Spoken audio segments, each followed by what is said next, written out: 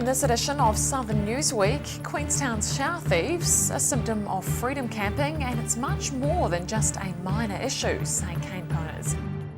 Invercargill is in line for a new $40 million hotel. And disappointing results urge economic diversification in Southland.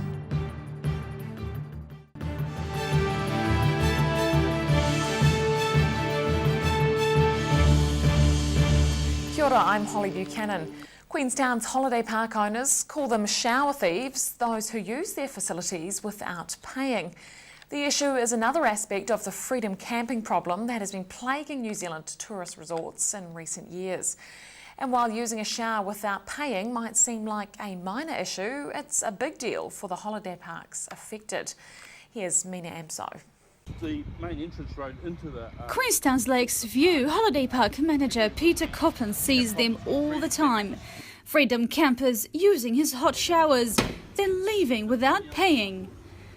He can spot them with their towels tucked in their clothes, hoping they won't be noticed. and then they head off towards our amenities block down the inside the park, past the signs that we have there saying please don't enter the park unless you're a registered guest, and then they'll proceed to try and have a shower. Each paying guest at the holiday park has a special passcode to enter the showers, but somehow shower thieves have found a way around that. To overcome the problem, Coppins has built a $120,000 fence right around his facilities and invested in a high-tech security camera system. It's quite unfortunate because sometimes we get legitimate guests, so we have to put them on the spot, so it makes them uncomfortable, makes us uncomfortable. It's quite emotional for the staff because it's not nice having to deal with people that shouldn't be here and are trying to lie and cheat their way into the park. And it's not really good for business or good for Queenstown, really. Coppins says he tried raising the issue with Queenstown Police a year ago, but was told the matter wasn't for them to solve. The South Today sought comment from the police and was told initially, quote, "This is not a police issue, no involvement. Queenstown Lakes District Council or DOC are points of contact. You will need to try them." We then sought a legal opinion from a former Crown prosecutor who said someone using showers in a holiday park without paying and without permission was committing several offences. For a start, there was a matter of theft. This includes the taking, using or dealing with property in a way as to deprive the owner of an interest. In this case, it is not the use of the water that is an issue, but the electricity that heats the water. Secondly, they were on a property. A person found in a building or enclosed yard without reasonable excuse commits an offence. And thirdly, the legal opinion raised the issue of trespass. A sign indicating showers for camp guests, trespassers will be prosecuted should suffice. Queenstown Police declined our invitation to appear on camera, but in a statement this week they said, "Police understand that monitoring of user behaviour can be difficult in a holiday park or camping ground facility. However, it is up to each business to take steps to protect their properties from theft." Coppins is not happy. He's left with no obvious solution to one of the frustrating side effects of freedom camping. Mina Amso, The South Today. Plans for a major upgrade of the Cromwell Memorial Hall got a boost with the Central Lakes Trust offering a grant of up to $1.4 million. The future of the hall overlooking Lake Dunstan has been under discussion for years. The Cromwell Community Board has approved a $5.4 million upgrade. The grant has been provided by the Central Lakes Trust with no strings attached over the design of the upgrade. However, it's dependent on the rest of the funding being found. Invercargill is in line for a new $40 million hotel. The Invercargill Licensing Trust announced plans this week to build an 80-room hotel on the corner of Don and D Streets in the CBD. Its next step is to obtain a demolition consent from the council to clear the site currently occupied by cafes and bars. Invercargill CBD is about to get a new arrival. Hi, I'm Ruby Spink in Invercargill. Behind me is the location where the Invercargill Licensing Trust plans to build a brand new 6-storey hotel on the corner of D and Don Street. The announcement was made this morning by ILT General Manager Greg Mulvey and Board Chairman Alan Dennis. The plan is to demolish the buildings between the kiln on Don Street and Bar Luca on D to make way for a new hotel. The ILT board has approved a $40 million budget for the project. The building will be done in 2 stages. The first stage will feature 80 guest rooms, function facilities, a bar, cafe, restaurant and car parking. Stage 2 will be an additional 40 rooms when there's sufficient demand. Greg Mulvey says the first step in the process is obtaining the demolition consent from the City Council. We couldn't conceive of any reason why demolition consent would be refused. So we have done a little bit of research on that. And we've had informal discussions with the councillors and executive there, and we get a very positive picture of their support because they think this is essential. He says nationally there's been a strong growth in tourism, and the time's right for Invercargill to have a new hotel. Invercargill hasn't enjoyed the explosive growth we often read about, but we have faith we'll continue to benefit from the spillover experienced during the past year from Central Otago, and that has given us the courage to proceed with this project. The ILT wouldn't say when it expects building to commence, but that it would take 18 to 24 months to complete. I'm Ruby Spink for the South Today. With State Highway 1 regularly closed for earthquake repairs and slips caused by the recent heavy rain, the main street in the North Canterbury town of Cheviot remains a ghost town most days. Last week, nearly 80 farmers and politicians rolled into town to support the local businesses. The Federated Farmers North Canterbury Provincial Annual Meeting, which brought life as well as politics to Cheviot's main street. One message remains constant in the minds of farmers: more rain was needed, and it seems their wishes have been granted. Despite rising dairy payouts, the Southland economy is struggling to grow at the same rate as other regions around the country. Regional GDP figures from Statistics New Zealand show Southland's average growth rate at 2% from 2015 to 2016. As Ruby Spink reports, Southland groups believe that's a sign Southland needs to diversify its economy. Agriculture is one of Southland's biggest industries, but with a few years of low dairy payout, the region's GDP is feeling the impact. Statistics released by Statistics New Zealand show between 2014 and 2015, Southland's GDP from agriculture dropped by 46%, from around $1.4 billion to around $700 million. Federated Farmers Southland Provincial President Alan Baird says farmers are well aware of the state of their industry. What farmers have felt, that their industry has reversed in fortunes. In 2013-2014, the dairy season was going really well. High payouts, China wanted milk, and we were receiving really good receipts. China got it wrong. They overbought, and then they pulled out of the market, and the market collapsed. The statistics show region's GDP has grown on average by 2% between 2015 and 2016. The top 3 regions are Bay of Plenty with 8%, Auckland with 6%, and Otago with 5%. The 3 worst performers are Taranaki with a decrease of 9%, West Coast with a decrease of 3%, and Southland with a decrease of 1%. Part of the Southland Regional Development Strategy's mission is to diversify the region's economy. SWORD's chair Tom Campbell says at the moment the region's economy is like a 3-legged stool. One leg of that stool is aluminium, a second leg is dairy, and a third leg is everything else. And the problem is that dairy and aluminium are commodities and the price goes up and down. And the problem is that when the price is down, particularly both of them are down at the same time, then it has a big impact on Southland's economy, as it has the last couple of years. So SWORD's work has been very much about what I call building a 4th leg to the stool. Stools are a bit unstable. You put a 4th leg on them, they become a chair, and it's a lot more stable. He says the 4th leg could be any of the industries SWORD's is supporting, including aquaculture, international education or tourism. He also says people will be more willing to move to Southland if it has a stable economy. I'm Ruby Spink for the South Today. Coming up on Southern Newsweek, a warning from police after a large volume of fuel and oil was spilled following a two-vehicle collision on the Cadrona Valley Road. And with winter coming, people are sleeping rough in Queenstown, all due to the resort town's parking rules.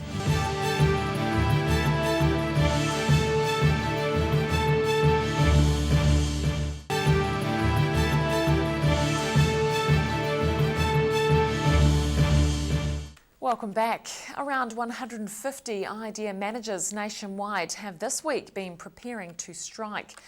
Managers were previously on strike over Easter regarding their current workload. Negotiations have been underway between IDEA management and ETU Union, with a separate strike planned for 3,000 support workers Thursday next week. The healthcare sector had a big win yesterday as caregivers were offered a government equal pay agreement. It's being able to buy things that you want, not just the things you need, and to be able to pay for things that you do need.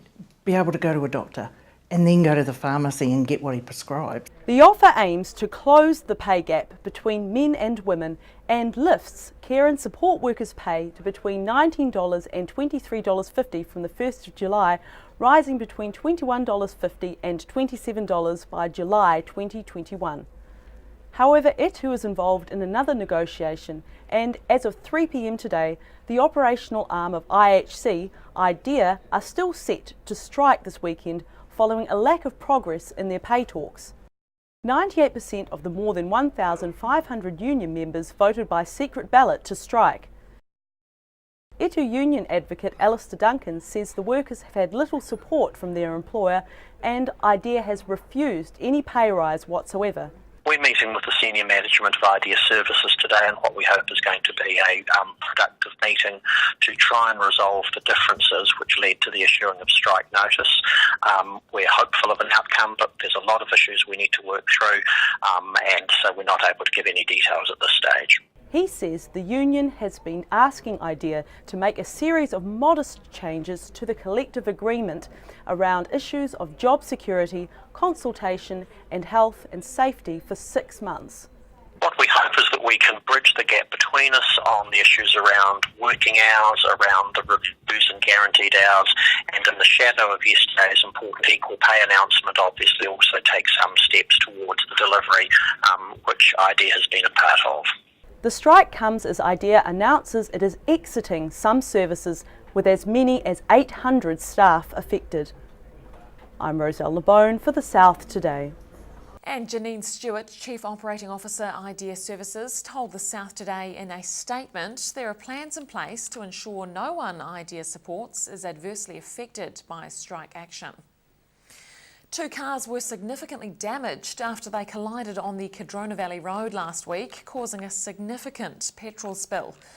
Senior Constable Mike Thomas of Wanaka Police says a large volume of fuel and oil spilled across the road after the fuel tank on one vehicle split. Fire brigade officers washed fuel from Cadrona Valley Road following a collision at the turn-off to the Cadrona distillery. Senior Constable Thomas says the male occupant of one car and the male and female occupants of the other were uninjured.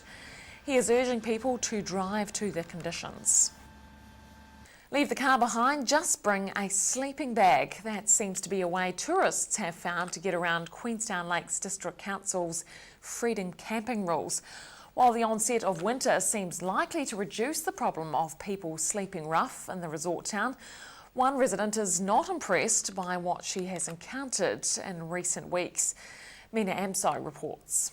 Queenstown's Lakeview Holiday Park manager Kathy Coppins tells the tale of when she found 2 English guys camping in the open right outside her central Queenstown property while walking her dog. Completely blocking our track that we walk through the public area here. The 2 men were fast asleep in their sleeping bags under trees on land she leases from the council. Squashed against the fence and against the tree, 2 gentlemen.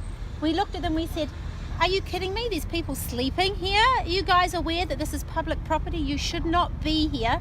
You're not allowed to freedom camp in these areas. She said the two men looked at her, remained tucked in their sleeping bags and did not respond. So she went to get her husband, Peter. We asked the guys what they were doing, and the dog was still barking, and then they proceeded to quickly jump up out of their sleeping bags, cover themselves quickly.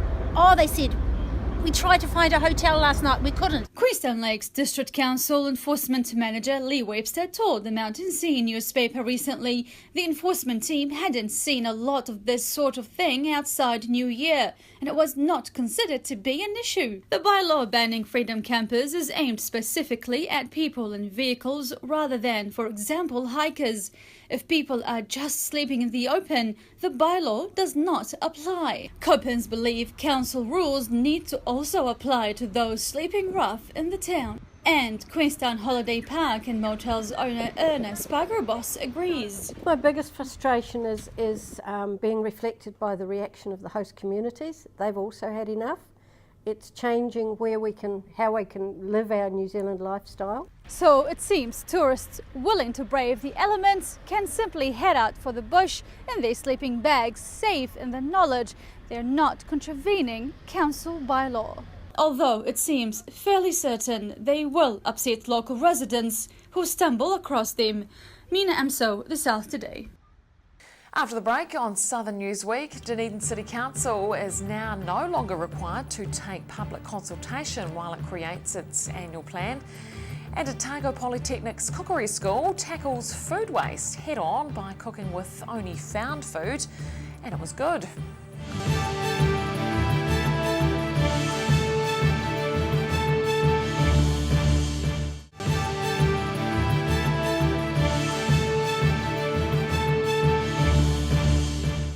Welcome back. The Dunedin City Council is taking a new approach to getting its message to the people.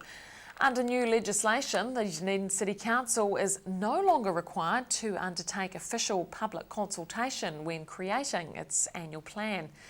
Dunedin Mayor Dave Cull explained the changes at a drop-in event this week.